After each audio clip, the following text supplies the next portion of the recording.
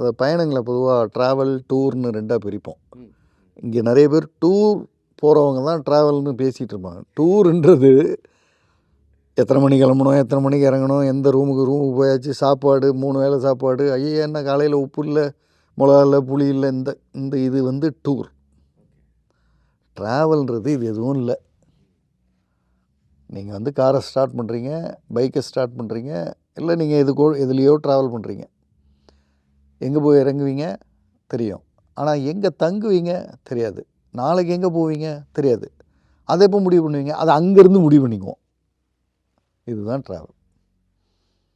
Travel ஒரு டிசிப்ளின்குள்ளே வராது.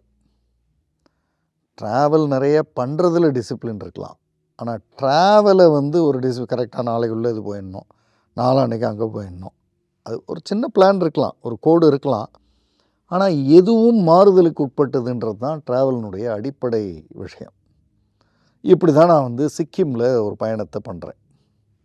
எனக்கு அதாவது நம்ம ஹிமாலயன் சைடு போனாலோ அல்லது நார்த் ஈஸ்ட்டோ அல்லது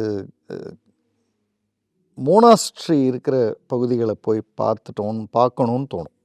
மோனாஸ்ட்ரிக்கு போகணும், மாங்ஸை சந்திக்கணும். மாங்ஸ் சாதாரணமாக புத்திஸ்ட் மாங்ஸ் ஏதோ பேசுகிற ஒற்றை வரியில் எனக்கு வாழ்க்கை பாடங்கள் கிடைக்கிறதா நான் நம்புகிறேன்.